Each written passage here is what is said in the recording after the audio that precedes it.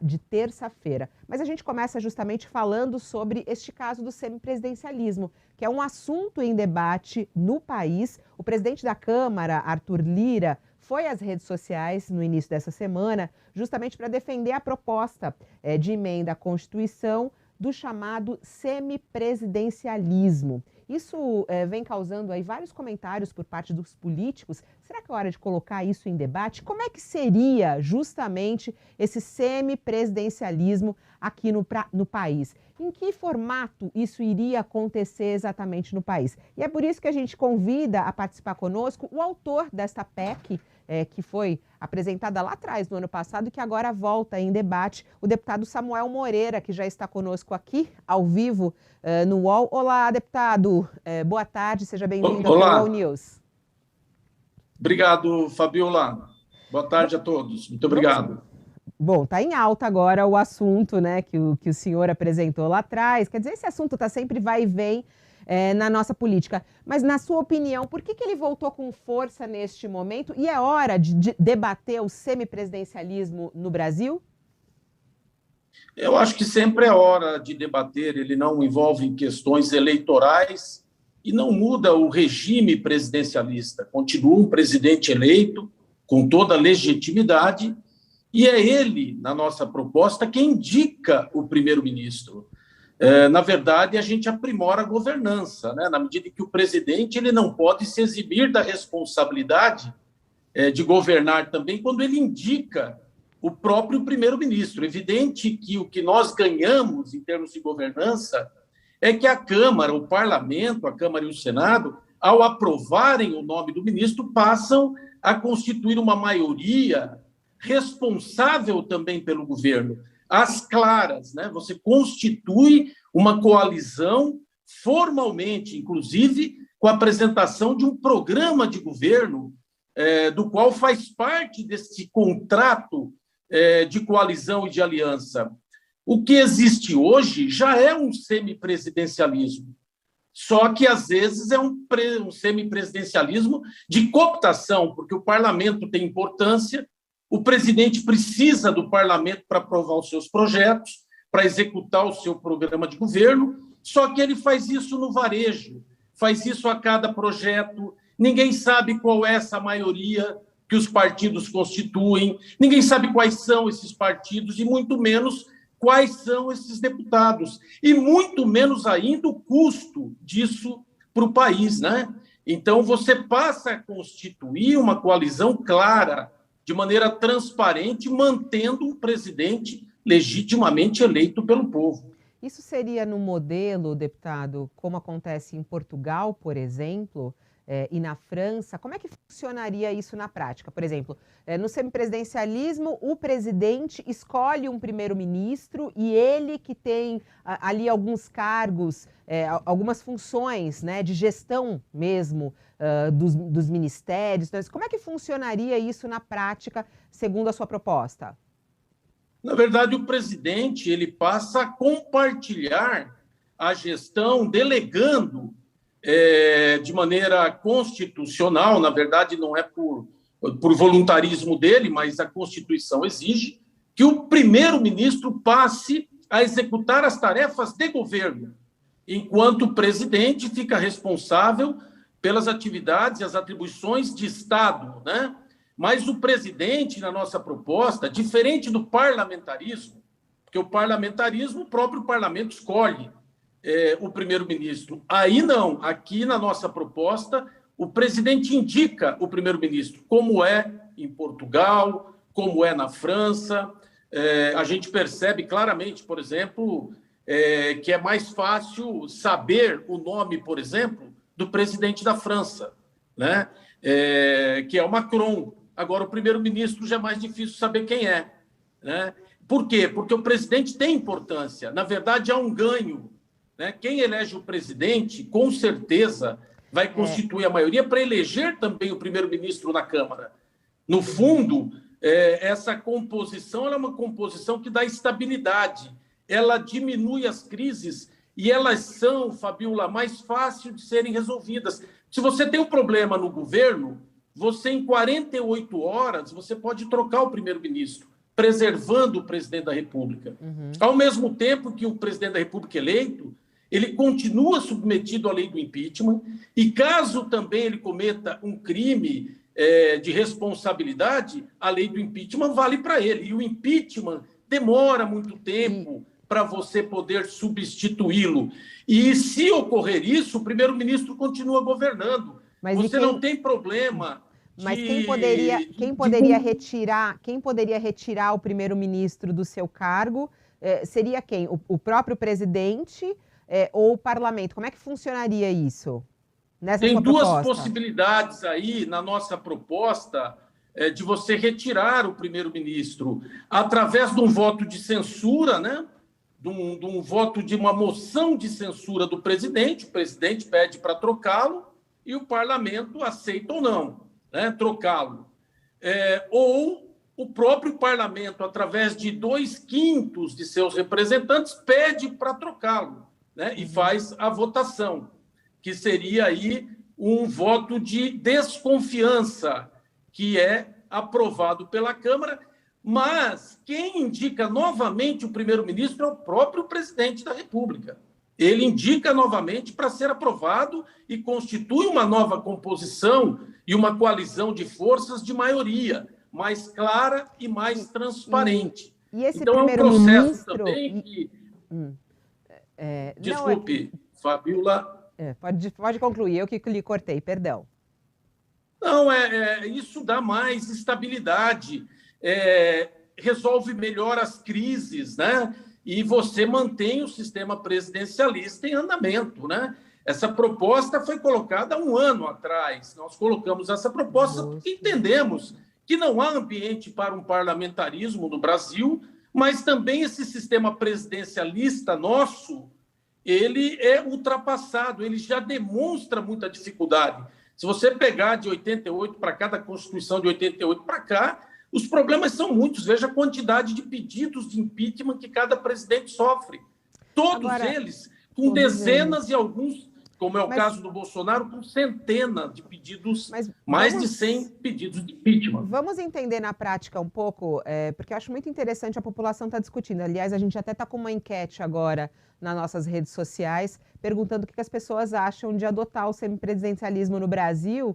E a maioria acha que sim, mas é muito curioso, né? Porque as pessoas ficam querendo entender como é que isso na prática funcionaria. Vamos trazer para a situação atual, deputado, em relação a toda a gestão relacionada à pandemia e à Covid. O que mudaria? Por exemplo, o presidente hoje é alvo de uma CPI, né? Todo o seu governo e nas costas dele, principalmente, a responsabilidade de não ter comprado vacina, da postura dele como presidente. Tendo um primeiro-ministro aí, a culpa seria desse primeiro-ministro? Como é que funcionaria isso?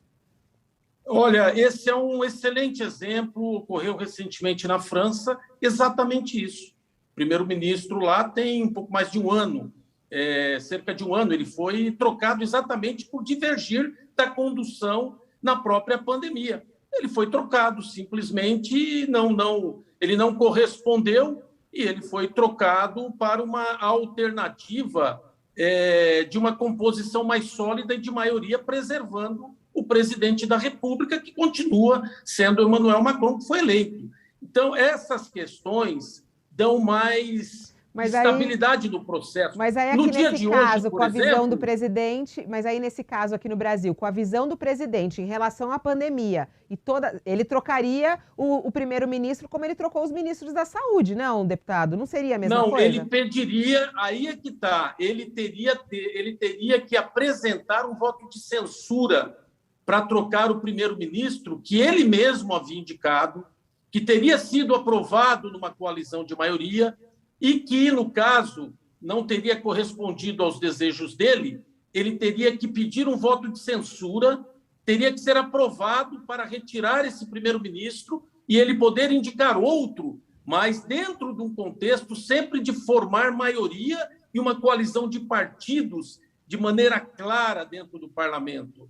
Então, isso dá um equilíbrio. Né? Mesmo ele... Aprovado tanto pelo Senado quanto pela Câmara, pelo Congresso inteiro. Isso, numa votação unicameral das duas casas. Veja como isso que você colocou é interessante, porque isso promove um equilíbrio. uma composição, uma racionalidade. Não fica tudo na mão de uma pessoa só. O presidente hoje já não tem tudo na mão dele. Ele tem um Congresso que atua, né? Ele pode fazer o que ele quer dentro das suas prerrogativas, mas ele acaba tendo que se submeter a uma série de coisas ao Congresso, só que de maneira menos transparente, tendo que fazer composições para se sustentar sem transparência, tendo que responder, inclusive, por atos de segundo escalão, terceiro escalão, coisas que não estariam diretamente ligadas a ele, sim ao primeiro-ministro. Você moderniza a governança, você dá eficiência melhor ao processo, né? Então, a gente acredita muito que essa proposta, evidentemente, tem que ser debatida sem nenhum preconceito. A gente acha que ela deve ser debatida com tranquilidade, né? Não devemos ser radicais nesse assunto. Estará sujeita sempre a contribuições, né? Não tem nada que radicalizar. Provavelmente, com o tempo, será em algum momento formada uma comissão especial para que se haja um debate com audiências públicas, todo um processo para poder melhorar, inclusive, a proposta inicial que nós apresentamos. O deputado, não tem como isso ser nessa próxima eleição, isso é absolutamente descartado. Para as eleições de 2026, como o presidente da Câmara diz, é possível para 2026? E outra coisa, precisa haver um plebiscito para isso, né? Além de todos os trâmites na Câmara, precisa convocar um plebiscito para que mude-se o sistema aqui no Brasil, ou não há necessidade? Não, do ponto de vista jurídico, do ponto de vista constitucional, não há necessidade nenhuma, porque nós não estamos mudando o regime, né? Nós estamos mudando o sistema. O sistema não está mudando o sistema de presidencialista para semipresidencialista, ô deputado? Não é uma mudança de sistema? Não, mas continua presidencialista. Continua presidencialista. O presidente continua muito forte, continua mais forte na medida em que ele indica, se preserva, né? Isso aqui é um continente, é um país muito grande, né? Com muitos ministros. Tudo isso dá as garantias de que o presidente, ao indicar o seu primeiro-ministro, ele também é responsável pela execução do governo politicamente perante a sociedade. Ele foi eleito nessas condições de indicar um bom primeiro-ministro, de acompanhar o processo. Ele não se exime da responsabilidade do governo, mas ele, ao mesmo tempo, se preserva, atua mais nas questões relacionadas à representação de Estado, ele continua tendo as Forças Armadas ali indicando no Judiciário os ministros do Supremo, do Superior Tribunal, o Procurador-Geral, ele continua também indicando os chefes do Exército, enfim, os embaixadores. Né? Só para a gente não perder o fio da meada, o senhor estava explicando que não há necessidade. Imagina, desculpe. A gente estava explicando que não há necessidade, o senhor estava explicando que não há necessidade da convocação de um plebiscito. Como é que seria esse trâmite para que o semipresidencialismo fosse adotado já em 2026? Na verdade, a nossa proposta ela permite que o semipresidencialismo já seja aplicado a partir das eleições de 22, né? Já permite essa possibilidade a partir da sua promulgação. Nós criamos na proposta, Fabiola, a figura de um ministro coordenador a partir da promulgação. Vamos supor que a promulgação da PEC ocorresse o ano que vem. Então, o presidente em exercício, que tem direito à reeleição, né? Ele pode ser candidato, pode ser reeleito, ele institui a figura constitucionalmente de um ministro coordenador, do qual o presidente, aí sim, nesse período até a próxima eleição de 22, esse presidente da República e esse primeiro-ministro, o presidente é que nomeia e exonera por conta própria. Esse ministro coordenador que faz esse período até a eleição, ele não passa pelo parlamento. O presidente, ele nomeia e exonera por livre prerrogativa dele. Senhor, mas, por exemplo... E também... eu só queria deixar muito claro para quem está nos acompanhando, que o senhor falou que pode até ser adotado agora para 2022. Isso precisa ser votado no Congresso, né? Não, sim, essa é a nossa proposta, precisa ser apreciada. Tem muitas pessoas que concordam com a proposta, mas acreditam que deva ser para 26. Mas né? aí, por Ela é exemplo, muito impessoal. para ela ser implementada ainda pelo menos até outubro agora, porque tem que ser pelo menos um ano antes de mudar qualquer coisa das eleições, ou não há necessidade?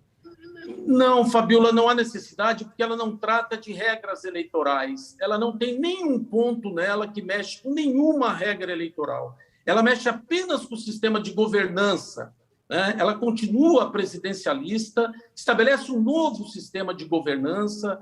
Ela não entra nessa questão eleitoral, ela pode Uhum. ser aplicada a partir da sua promulgação, e aí, caso o presidente queira delegar já algumas atribuições previstas nesta PEC ao primeiro-ministro, ele vai delegando a esse ministro coordenador, se Sim. ele quiser, senão ele exerce todas as suas Sim. atribuições Ok. ainda no seu mandato, tranquilo, até que o próximo presidente possa tomar posse, e aí já indicando um primeiro-ministro que deverá ser aprovado pelo Congresso. Eu Bom, acredito na viabilidade dessa proposta, ela é impessoal, ela não tem direcionamento nenhum do ponto de vista pessoal, do ponto de vista de nenhum partido, ela é muito transparente e eu acredito muito nela a qualquer momento, desde que a gente consiga reunir com muita racionalidade, aí respeitando todas as diferenças, as forças que compõem esse processo, inclusive o próprio governo, que tem força política dentro da Câmara, a oposição. O importante é que você muda a forma de governança para uma governança melhor para os próximos anos, né? Ok. Eu temo que para 26, em que pese, por exemplo, a liderança do Arthur Lira é fundamental. O Arthur Lira tem muita experiência, ele tem uma posição de chefe de poder, ele é uma pessoa que tem uma relevância enorme nesse processo, ele tem defendido essa proposta, ele acha que é, por exemplo, para 26, né, que seria o ideal. Eu acho que esse período, se ficar muito aberto, aprovar uma PEC agora para que ela fique muito aberta, ela pode ser interrompida no futuro através da liderança de um próprio presidente que seja, por exemplo, ou que queira interferir nesse processo. Então, o melhor é de uma maneira bastante impessoal, mas é lógico que a gente tem que construir muita unidade e eu acho que o Arthur Lira está muito no caminho certo, ele está muito Ok. próximo ali de todas Então as ele deve. decisões. Eu acho que ele está fazendo um bom trabalho dando esse encaminhamento. Ele deve colocar, então, isso em votação em breve. Olha, deputado, muito obrigada pelas Não, suas. não, não, não sei se ele deve colocar em breve. Eu só estou dizendo que ele está fazendo um Hum, bom encaminhamento, colocando isso em em debate. E eu pauta. quero, inclusive, te agradecer muito a todos vocês por a gente estar debatendo esse assunto, Sim, né? Porque fundamental, muitos ainda fundamental. não leram a proposta e estão dando opiniões muito definitivas sobre um assunto que está muito aberto para o debate. Muito, muito importante debater e ver realmente qual é a proposta.